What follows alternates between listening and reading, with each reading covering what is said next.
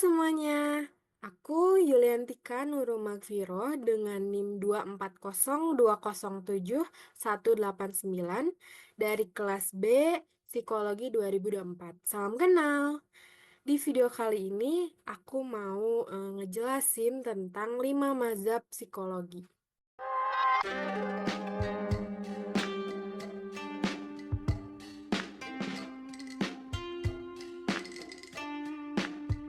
Menurut kalian, apa yang membuat kita bertindak, berpikir, dan merasakan seperti yang kita sedang lakukan sekarang? Apakah itu berasal dari masa kecil kita, dari lingkungan kita, pikiran kita sendiri, atau bahkan otak kita sendiri? Nah, psikologi sebagai ilmu mencoba menjawab semua itu. Dan psikologi adalah ilmu yang mempelajari pikiran, perasaan, dan perilaku manusia.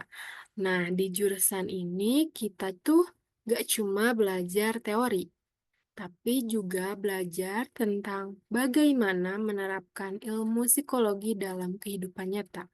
Misalnya, bagaimana membantu orang mengatasi stres, mengembangkan potensi diri, sampai memahami dinamika kelompok sosial. Psikologi sebagai ilmu punya kajian yang mencakup dua aspek besar. Yang pertama, ada proses mental seperti berpikir, mengingat, atau mempersepsikan. Lalu yang kedua, perilaku nyata seperti berbicara, menangis, berinteraksi, atau menyendiri. Dan keduanya ini saling berhubungan dan dipengaruhi oleh banyak faktor seperti biologis, psikologis, ataupun sosial. Nah, kalau sebagai ilmu terapan seperti yang sudah disebutkan tadi, kalau psikologi itu bukan cuma teori, tapi juga sebagai penerapan dalam kehidupan sehari-hari.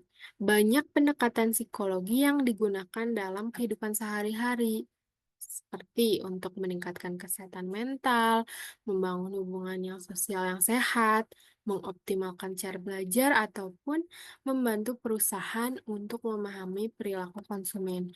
Dengan melalui observasi, eksperimen, dan asesmen, psikolog mengumpulkan data dan membuat intervensi berbasis bukti untuk membantu individu dan masyarakat.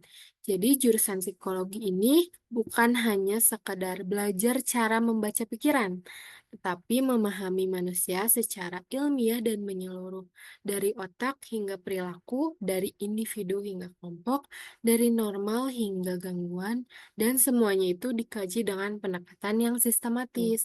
Dan sepanjang sejarahnya, para psikolog membentuk 5 mazhab besar yang membentuk pemahaman kita saat ini. 5 mazhab besar ini ada apa aja sih? Yang pertama ada psikoanalitik, yang kedua behaviorisme, yang ketiga humanistik, yang keempat ada kognitif, dan yang kelima dan terakhir ini ada biologis. Sebelum kita membahas kelima teori atau aliran mazhab psikologi, kita itu perlu tahu tentang mata kuliah psikologi umum. Apa itu mata kuliah psikologi umum? Mata kuliah psikologi umum adalah salah satu mata kuliah dasar dalam program studi psikologi, di mana mata kuliah ini memberikan pengantaran menyeluruh tentang konsep, teori, dan prinsip dasar psikologi sebagai ilmu. Nah, dalam psikologi umum kita itu mempelajari apa aja sih? Yang pertama ada tentang perilaku manusia, tentang apa yang kita lakukan, lalu ada proses mental, apa yang kita pikirkan dan kita rasakan, lalu dasar-dasar ilmiah dari cara manusia berpikir, merasa, belajar, berinteraksi, dan berkembang. Selain itu, lalu cakupan dari topik dalam mata kuliah ini ada sejarah dan aliran utama psikologi, proses belajar dan memori, emosi dan motivasi, tentang persepsi dan sensasi. Selain itu ada perkembangan manusia sepanjang usia, kepribadian dan gangguan psikologis. Lalu ada hubungan sosial dan perilaku kelompok. Alasan mengapa mata kuliah psikologi umum itu penting. Yang pertama, menjadi landasan untuk studi psikologi lanjutan, di mana psikologi umum ini memperkenalkan konsep-konsep dasar yang menjadi fondasi bagi mata kuliah lanjutan seperti psikologi perkembangan, klinis, sosial, pendidikan, dan yang sebagainya. Yang kedua, membantu memahami diri sendiri dan orang lain, di mana mata kuliah ini memberikan wawasan tentang mengapa kita berpikir kritis, merasa, dan kenapa kita bertindak seperti itu. Sehingga hal tersebut ini bisa membantu meningkatkan kesadaran diri dan empati kita terhadap orang lain. Yang ketiga, aplikasi dalam kehidupan sehari-hari. Nah, eh, mata kuliah ini tuh bisa kita terapkan dalam kehidupan sehari-hari, di mana kita bisa gunakan ketika mengelola stres, meningkatkan komunikasi, menyelesaikan konflik, atau membentuk kebiasaan baru. Lalu, yang keempat tentang pendekatan ilmiah terhadap manusia, di mana psikologi umum ini menekankan bahwa manusia bisa dipelajari secara sistematis dan ilmiah, bukan hanya berdasarkan asumsi, mitos, ataupun intuisi. Jadi, psikologi umum ini adalah titik awal untuk memahami manusia sebagai makhluk berpikir, merasa, dan berperilaku. Tanpa pemahaman dasar tentang psikologi umum, studi lanjut dalam psikologi atau praktik profesional apapun yang berkaitan dengan manusia akan kehilangan arah atau tidak ada fondasinya. Untuk pembahasan kita yang pertama, mari kita mulai dari teori yang menggunakan dunia atau teori bawah sadar dari Sigmund Freud.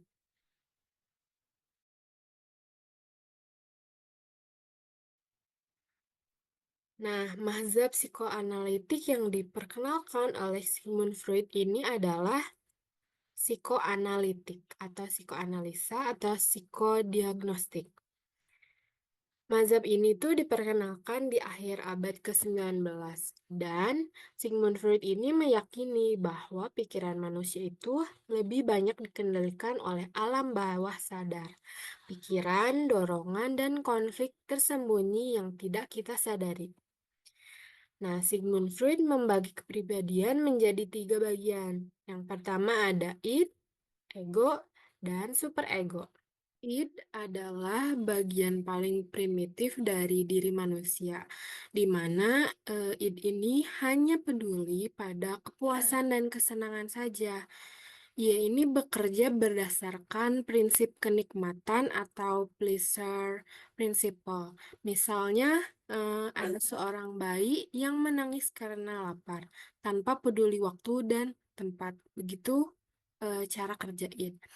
Lalu yang kedua ada superego, yaitu sisi moral dalam diri manusia, di mana ia itu menyimpan nilai-nilai sosial, norma, dan juga suara hati yang kita pelajari dari orang tua dan masyarakat. Nah, superego ini bekerja berdasarkan prinsip idealisme, di mana dia itu berusaha menekan dorongan yang dianggap tidak pantas. Dan yang ketiga ada ego, di mana ego ini bertindak sebagai penengah. Ia hidup di antara tekanan dari id dan tuntutan dari superego, dan berusaha membuat keputusan yang realistis dan dapat diterima. Lalu ego itu menggunakan prinsip realitas, di mana ego ini mencoba memenuhi keinginan tanpa menimbulkan masalah. Nah, contohnya apa sih? Contohnya itu misalnya ketika kita sangat marah, tapi tetap tenang karena tahu harus bersikap profesional. Nah, ego disitulah yang bekerja keras sebagai penengah di antara id dan superego. Lalu, dalam teorinya, Sigmund Freud juga menyebutkan tentang mekanisme pertahanan diri atau defense mechanism. Dalam menghadapi tekanan batin, ego seringkali menggunakan berbagai cara untuk melindungi diri dari kecemasan atau rasa bersalah. Nah, contoh dari defense mechanism ini yang pertama ada represi atau menekan kenangan traumatis atau memori menyakitkan ke alam bawah sadar agar tidak mengganggu pikiran sadarnya. Misalnya seseorang yang lupa akan pengalaman buruk di masa kecil. Yang kedua ada proyeksi. Proyeksi ini adalah menyalahkan orang lain atas perasaan yang sebenarnya berasal dari diri sendiri. Misalnya ini, seseorang yang sering merasa tidak suka pada orang lain, padahal ia itu sedang bergumul dengan rasa tidak percaya eh, dengan dirinya sendiri. Lalu ada rasionalisasi, regresi, sublimasi, ataupun denial. Itu juga termasuk dari mekanisme pertahanan diri yang bisa membantu ego bertahan di tengah konflik internal.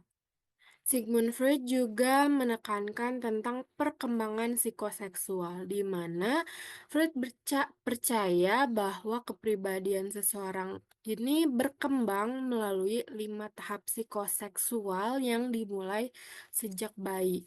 Di tahun 0 sampai 1 tahun ini disebut masa oral, di mana kepuasannya itu didapat dari mulut seperti menyusu.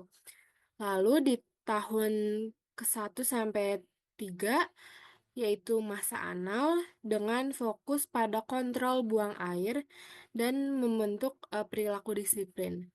Dan yang ketiga di usia 3 sampai 6 tahun yaitu fase palik di mana anak mulai menyadari perbedaan jenis kelamin dan muncul konflik Oedipus dan Elektra. Lalu yang keempat, di umur 6 tahun sampai remaja ada masa latensi, di mana dorongan seksualnya ini ditekan dan anak fokus pada belajar dan lingkungan pertemanan. Dan yang terakhir dari usia remaja sampai dewasa ada fase genital atau dorongan seksual yang matang dan diarahkan ke hubungan yang sehat. Lalu menurut Freud, jika terjadi gangguan atau ketidakpuasan pada salah satu tahap ini, maka bisa muncul masalah psikologis di masa dewasanya. Analisa ini adalah pengetahuan psikologi yang menekankan pada dinamika, faktor-faktor psikis yang menentukan perilaku manusia, serta pentingnya pengalaman masa kanak-kanak dalam membentuk kepribadian saat masa dewasa. Nah, psikoanalisis ini adalah teknik yang khusus menyelidiki aktivitas ketidaksadaran. Konsep manusia dalam psikoanalisis. Menurut Sigmund Freud, perilaku manusia itu ditentukan oleh kekuatan irasional yang tidak disadari dari dorongan biologis dan dorongan naluri psikoseksual tertentu pada masa 6 tahun pertama dalam kehidupan. Nah, pandangan ini itu menunjukkan bahwa aliran teori Freud tentang sifat manusia pada dasarnya adalah deterministik.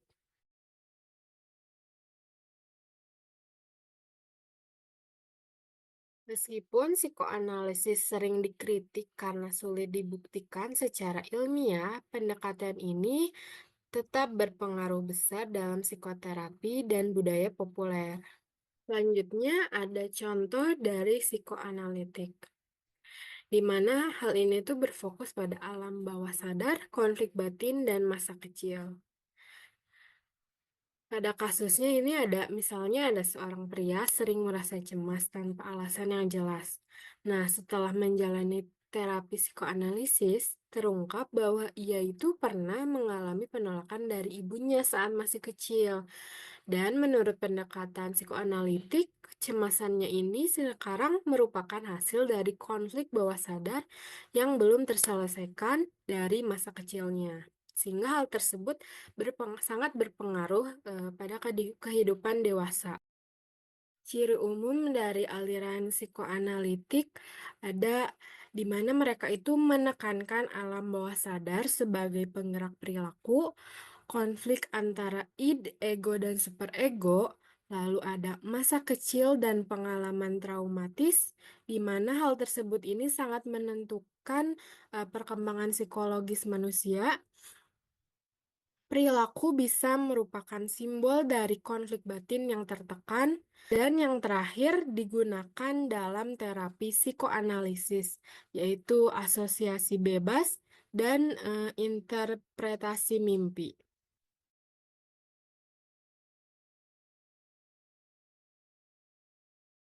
Pendekatan yang kedua ada behaviorisme.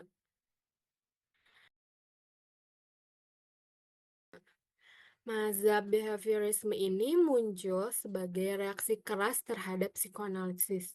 Jadi hal tersebut ini menentang keadaan psikoanalisis. Nah, John B. Watson dan B.F. Skinner, mereka berpendapat kalau psikologi itu harus hanya mempelajari apa yang bisa diamati secara objektif. Nah, apa sih hal yang bisa diamati secara objektif? Hal itu adalah perilaku. Pikiran itu dianggap sebagai kotak hitam, yang penting hanyalah stimulus dan respon. Aliran behaviorisme ini lahir karena adanya pengaruh dari abad 17, di mana dunia pengetahuan saat itu, di filsafat, ditandai oleh dua kubu besar, yakni kubu empiricism atau physical science dan kubu naturalism atau biological science. Nah, dari lahirnya aliran behaviorisme ini, adanya pendekatan-pendekatan yang kemudian terkenal dengan terapi perilaku atau behavior therapy, dan perubahan perilaku atau behavior modification. Konsep manusia dalam behaviorisme. Para ahli psikologi behaviorisme ini memandang manusia tidak pada dasarnya baik atau jahat. Dan para ahli yang melakukan pendekatan behaviorisme ini memandang manusia sebagai pemberi respon atau responder sebagai hasil dari proses conditioning yang telah terjadi. Dustin and George tahun 1977 mengemukakan pandangan behaviorisme terhadap konsep manusia, yakni yang pertama, manusia dipandang sebagai individu yang pada hakikatnya bukan individu yang baik atau jahat, tetapi sebagai individu yang selalu berada dalam keadaan sedang mengalami, yang memiliki kemampuan untuk menjadi sesuatu pada semua jenis perilaku. Yang kedua, manusia mampu mengkonseptualisasikan dan mengontrol perilakunya sendiri. Yang ketiga, manusia mampu memperoleh perilaku yang baru. Yang keempat, manusia mempengaruhi perilaku orang lain yang sama halnya dengan perilakunya yang bisa dipengaruhi oleh orang lain. Salah satu penelitian yang terkenal dari aliran behaviorisme ini ada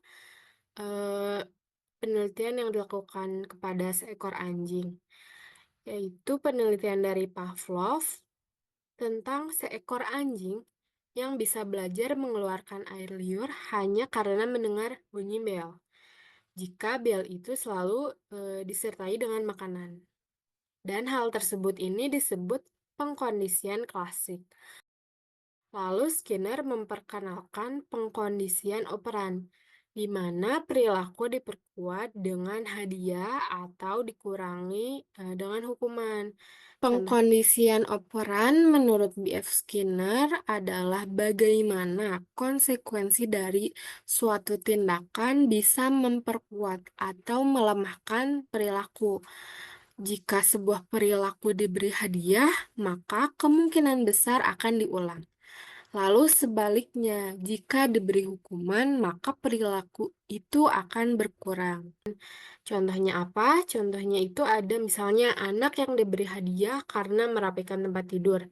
Dan karena ada hadiah, dia akan cenderung mengulanginya. Selain itu, Bias Skinner juga memperkenalkan istilah seperti reinforcement atau penguatan dan punishment atau hukuman, baik yang bersifat positif atau menambahkan sesuatu, dan negatif atau menghilangkan sesuatu.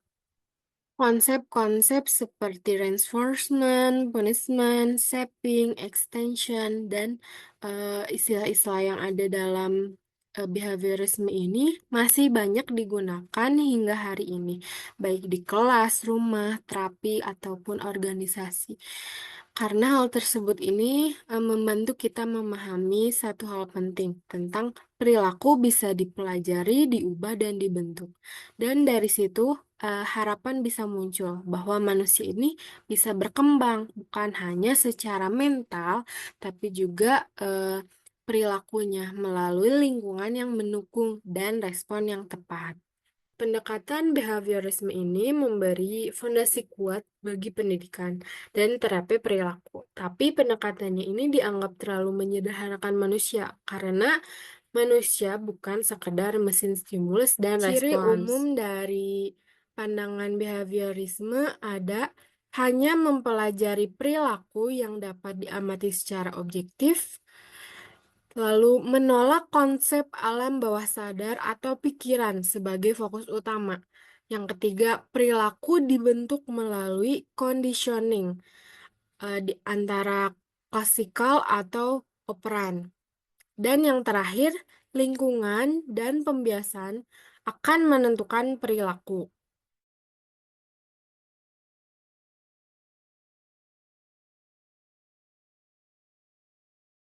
Yang ketiga ada humanistik.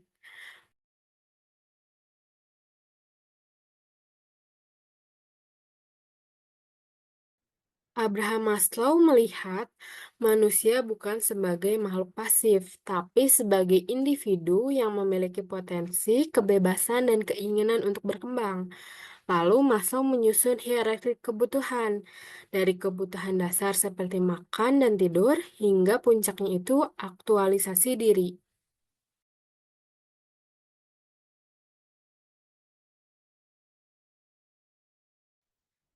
Hierarki kebutuhan dari Abraham Maslow ini berkontribusi besar dari humanistik. Dan Maslow menggambarkan dalam bentuk piramida 5 tingkat. Di tingkat pertama ada kebutuhan fisiologis yang terdiri dari makan, air, tidur, atau semua kebutuhan dasar untuk bertahan hidup. Lalu di tingkat kedua ada keamanan, tentang rasa aman secara fisik, stabil secara ekonomi, dan terlindungi dari ancaman. Lalu yang tingkat ketiga ada tentang cinta dan rasa memiliki, yaitu yang terdiri dari hubungan sosial, persahabatan, pertemanan, atau rasa diterima oleh kelompok. Dan di tingkat keempat ada harga diri, tentang penghargaan diri orang lain dan juga rasa percaya diri terhadap diri sendiri. Dan di tingkat terakhir atau yang kelima itu ada aktualisasi diri. Puncaknya ini menjadi diri yang sepenuhnya utuh, kreatif, dan bermakna. Menurut Abraham Maslow, manusia itu akan terus naik dalam hierarki kebutuhan, asalkan kebutuhan pada level sebelumnya itu bisa terpenuhi. Seseorang tidak akan terlalu memikirkan makna hidup jika perutnya ini masih lapar, namun saat kebutuhan dasarnya terpenuhi, barulah muncul pertanyaan seperti apa tujuan hidup, lalu bagaimana cara diriku tuh bisa berkontribusi. Dari mazhab humanistik, kita bisa mengingat bahwa di balik semua teori tentang perilaku dan dorongan bawah sadar manusia itu adalah makhluk yang ingin dimengerti, ingin berkembang, dan ingin hidup dengan makna. Dan dalam dunia yang seringkali dingin dan mekanis, psikologi humanistik ini hadir sebagai pengingat bahwa harapan, empati, dan keaslian masih sangat penting. Aliran ini muncul sebagai kritik terhadap pandangan tentang manusia yang mekanistik ala behaviorisme dan pesimistik ala psikoanalisa. Oleh karenanya sering disebut sebagai the third of force.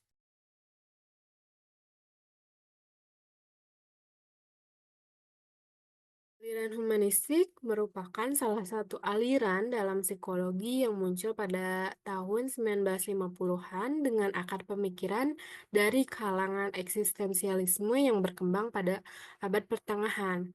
Nah, pada akhir tahun 90-an, para ahli psikologi seperti Abraham Maslow, Carl Roger, dan Clark Mustakas mendirikan sebuah asosiasi profesional yang berupaya mengkaji secara khusus tentang berbagai keunikan manusia seperti tentang self, aktualisasi diri, kesehatan, harapan, cinta, kreativitas, hakikat, dan individualitas.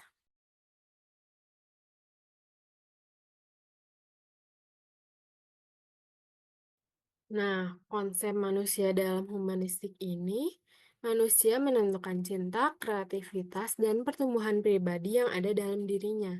Manusia memiliki potensi bawaan untuk tumbuh dan berkembang, di mana humanistik ini percaya bahwa setiap individu memiliki kemampuan alami untuk menjadi versi terbaik dari dirinya.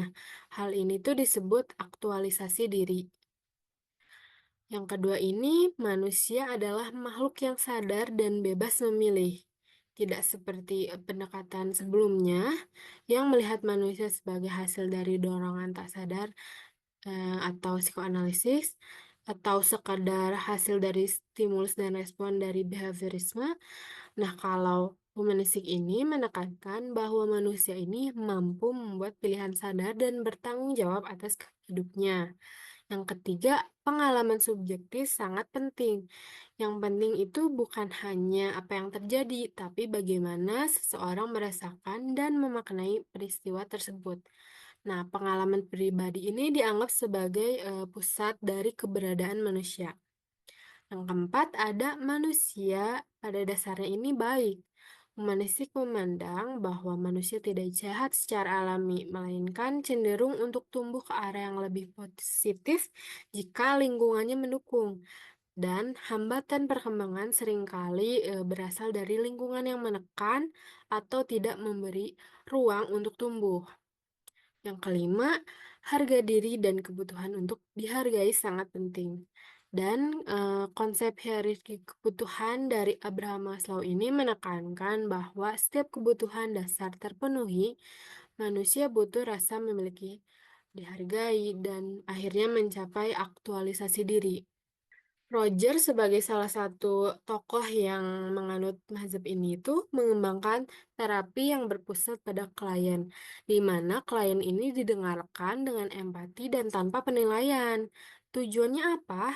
Tujuan dari terapi yang berpusat pada klien ini membantu klien menjadi dirinya yang sejati.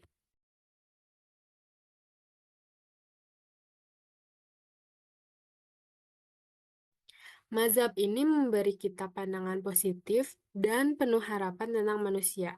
Tetapi, mazhab ini juga dikritik karena terlalu idealis dan sulit diuji secara ilmiah. Contoh lain, pendekatan humanistik dengan fokus potensi diri, aktualisasi diri, kebebasan memilih, dan pengalaman subjektif ini, misalnya seorang remaja yang tidak merasa bahagia meskipun hidupnya ini berkecukupan. Tapi akhirnya ia mulai mengikuti terapi humanistik dan menyadari bahwa dia ini belum pernah mengejar passionnya, yang mana hal tersebut ini ada di bidang seni yang sebelumnya dia, belum pernah dia coba. Lalu dengan dukungan dari terapis, ia bisa mulai mengenali potensi dirinya dan merasakan hidupnya itu lebih bermakna. Ciri umum dari pandangan humanistik ada manusia adalah makhluk yang bebas, unik, dan memiliki potensi untuk berkembang. Lalu fokus pada pengalaman subjektif dan aktualisasi diri. Yang ketiga, menekankan pentingnya pilihan bebas, nilai pribadi, dan pertumbuhan positif. Dalam terapinya, humanistik digunakan pendekatan empati dan penerimaan tanpa syarat atau unconditional positive regard.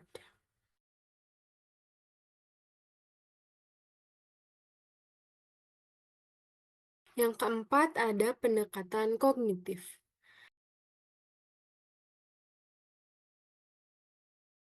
Mazhab kognitif ini membawa revolusi baru di tahun sekitar 1960-an sampai 70-an yang datang karena psikologi sosial ini berkembang ke arah paradigma baru.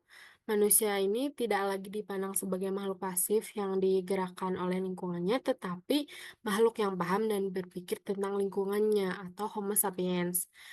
Dalam mazhab kognitif ini, kita itu seringkali mengibaratkan otak manusia sebagai komputer. Kita menerima informasi atau input, memprosesnya melalui pikiran, lalu menghasilkan respon atau output. Dan proses mental seperti atensi atau perhatian, persepsi, memori, bahasa, dan pemecah masalah menjadi fokus utama dalam mazhab kognitif. Menurut mazhab ini itu bukan hanya perilaku yang penting, tapi juga bagaimana kita bisa memproses informasi. Psikologi kognitif ini tertarik pada cara kita berpikir, mengingat, mempersepsi, dan memecahkan masalah. Misalnya, jika kamu gagal ujian dan langsung berpikir, "Ah, aku bodoh," maka itulah contoh dari distorsi kognitif. Contohnya itu ada overgeneralization. Misalnya, seorang merasa gagal sekali, dan dia itu akan merasa gagal terus. Selainnya itu ada labeling, di mana seseorang misalnya gagal di ujiannya, dan dia akan melabel dirinya itu bodoh atau katastrofizing, di mana seorang kalau aku salah bicara, semua orang akan membenciku. Dan distorsi ini tuh sering menjadi akar dari gangguan seperti depresi dan kecemasan. Aaron Beck dan Albert Ellis kemudian mengembangkan terapi kognitif dan CBT yang membantu orang mengenali dan mengubah pola pikir negatif.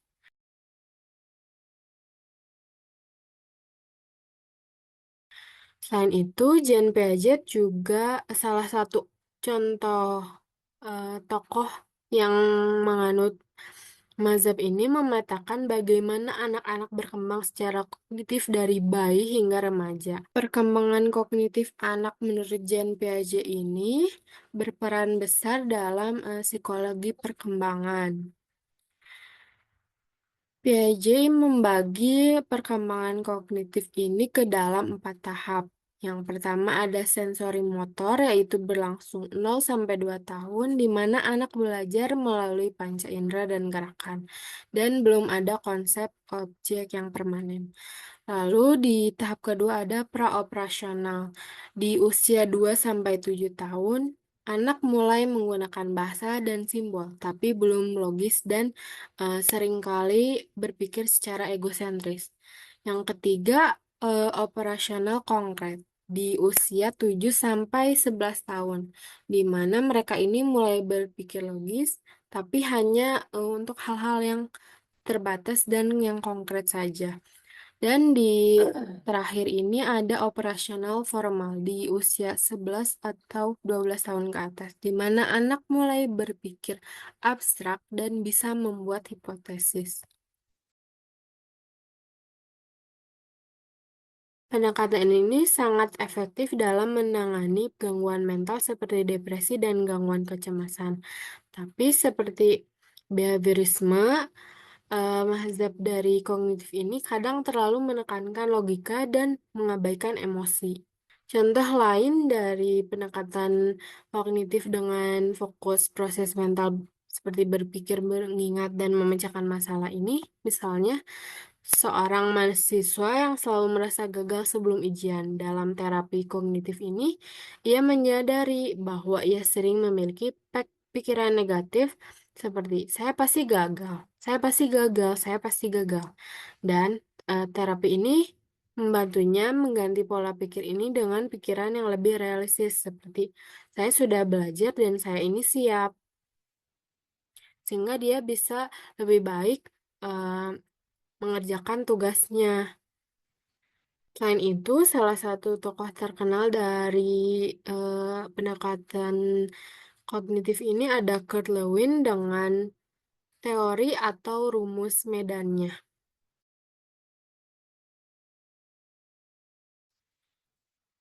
Dengan makna perilaku seseorang ini atau B adalah fungsi dari interaksi antara kepribadian individu atau P dan lingkungan tempat ia berada atau E.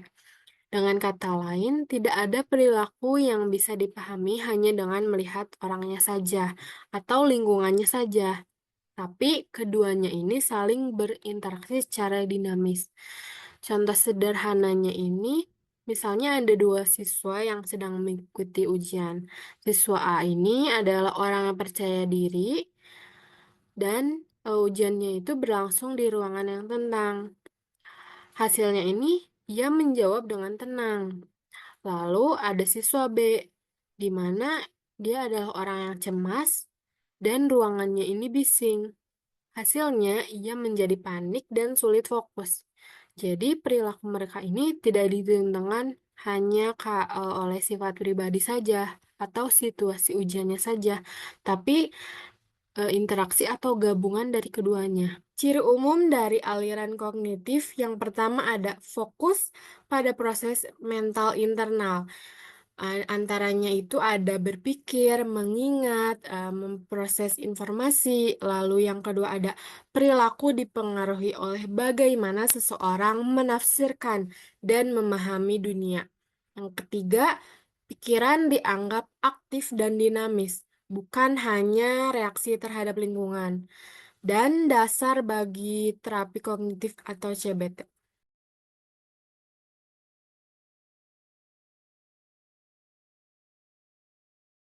Yang terakhir ada pendekatan biologis.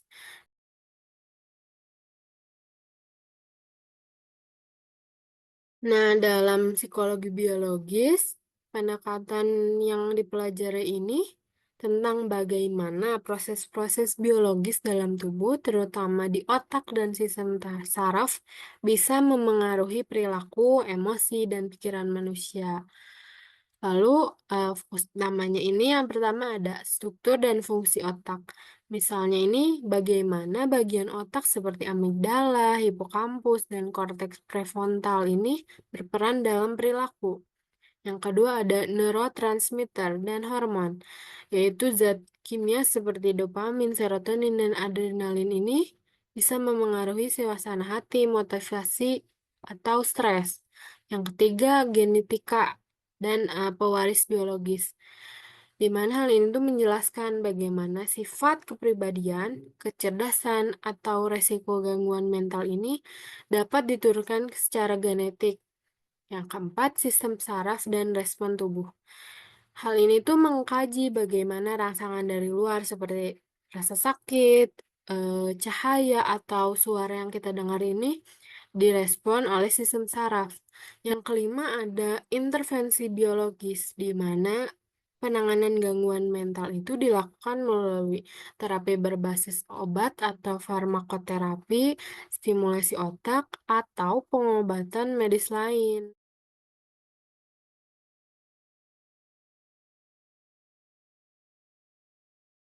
Dalam pandangan biologis, manusia adalah makhluk organik yang perilakunya bergantung pada mekanisme tubuh dan otak. Tokoh-tokoh yang terkait dengan aliran biologis ini ada Roger Sperry, di mana dia meneliti perbedaan fungsi otak kiri dan kanan atau split brain research.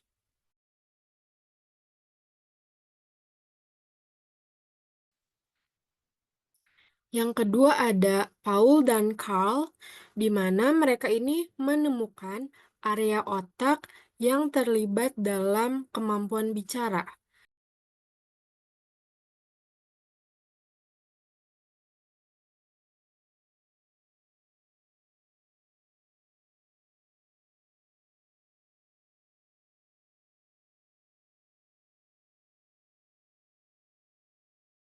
Lalu ada James Old yang meneliti pusat kesenangan di otak melalui eksperimen tikus.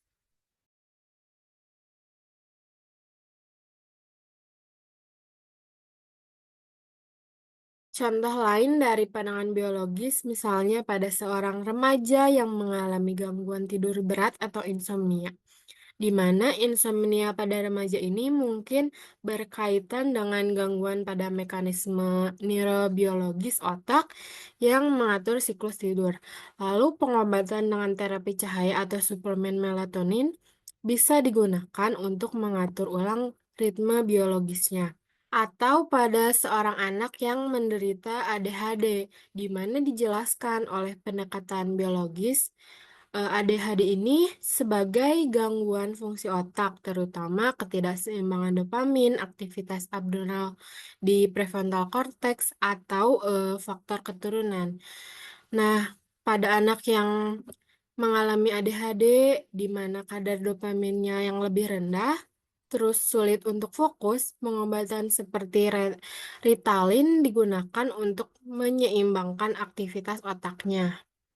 Seperti yang sudah disebutkan tadi, kalau mazhab ini tuh berfokus pada sistem saraf pusat, struktur otak, neurotransmitter, ataupun hormon. Jadi setiap tindakan, pikiran, atau perasaan itu dianggap sebagai hasil dari aktivitas biologis. Misalnya, perasaan senang itu bisa dikaitkan dengan peningkatan dopamin karena neurotransmitter yang terkait dengan sistem penghargaan. Lalu stres yang dikaitkan dengan kortisol atau hormon stres yang diproduksi saat otak merasa terancam.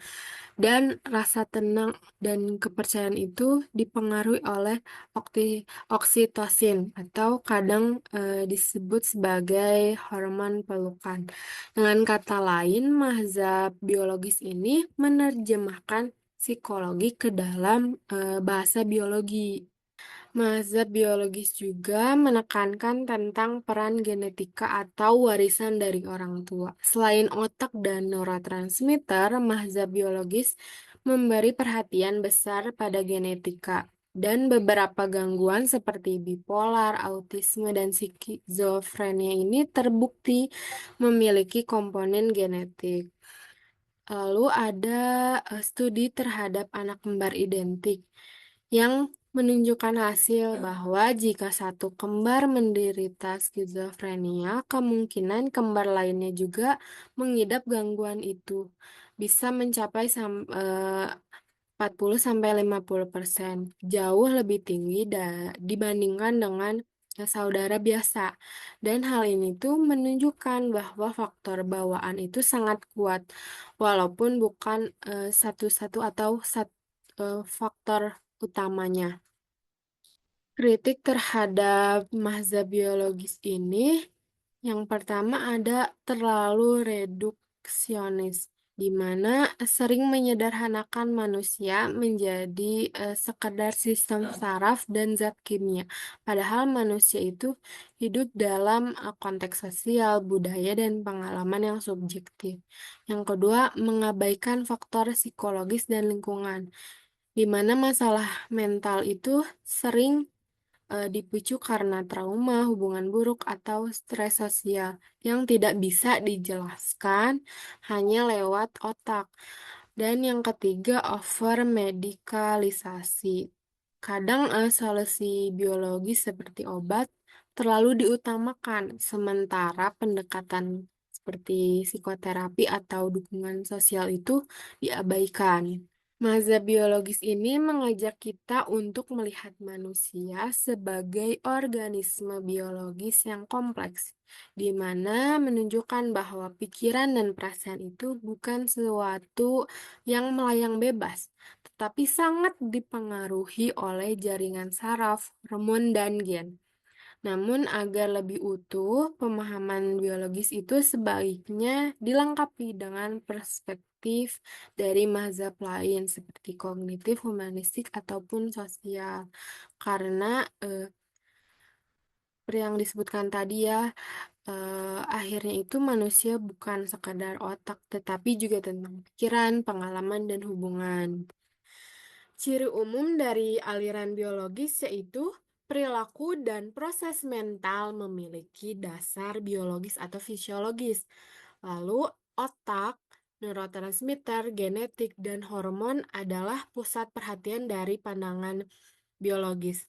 Yang ketiga, gangguan mental dipahami sebagai masalah sistem saraf atau kimia otak.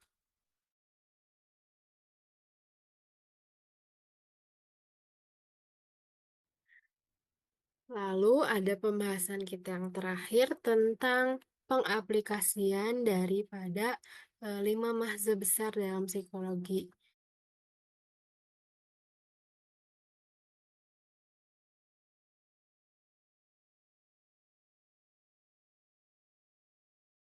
Yang pertama, aplikasi dari psikoanalitik.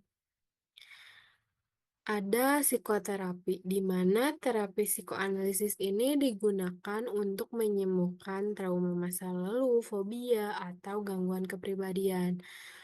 Lainnya ada konseling klinis, di mana psikolog menggali konflik masa kecil yang memengaruhi emosi saat ini. Selain itu, ada penafsiran mimpi, digunakan untuk memahami simbol bawah sadar dalam mimpi.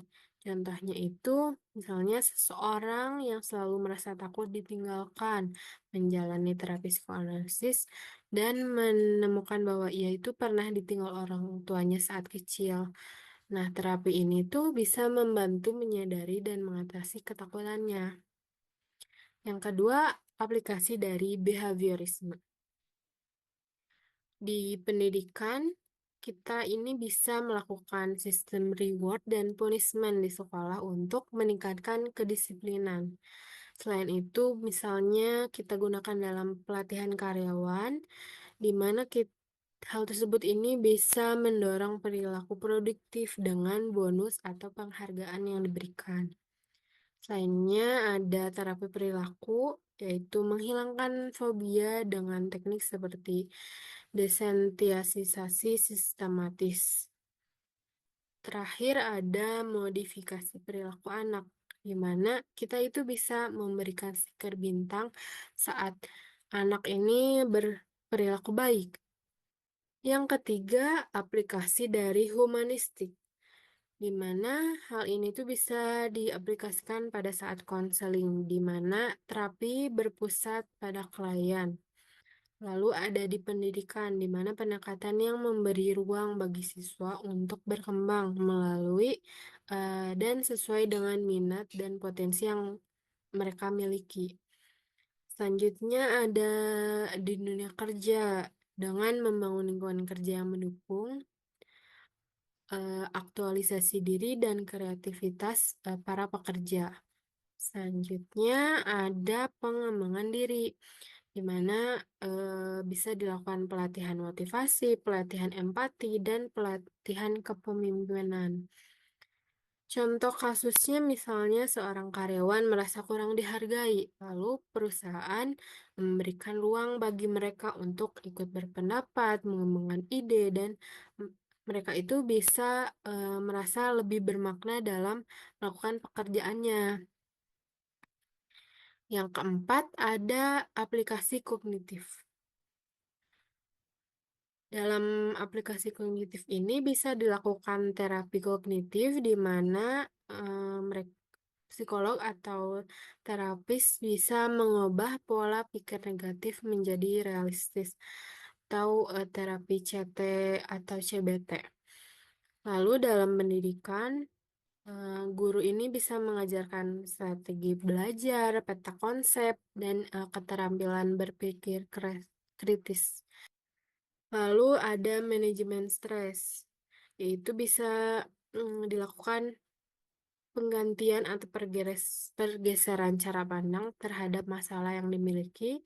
Yang terakhir, teknologi, di mana desain antarmuka yang sesuai dengan cara manusia memproses informasi.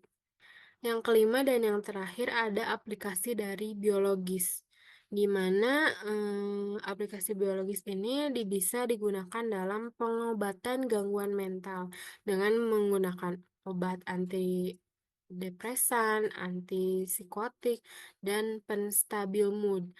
Lalu diagnosis neurologis, di mana kita atau dokter atau dalam bidang kesehatan itu menggunakan MRI, EEG, dan lain-lainnya untuk mendeteksi masalah yang ada di dalam otak. Selain itu ada rehabilitasi otak, di mana hal ini tuh digunakan untuk para penderita stroke, cedera otak, atau trauma.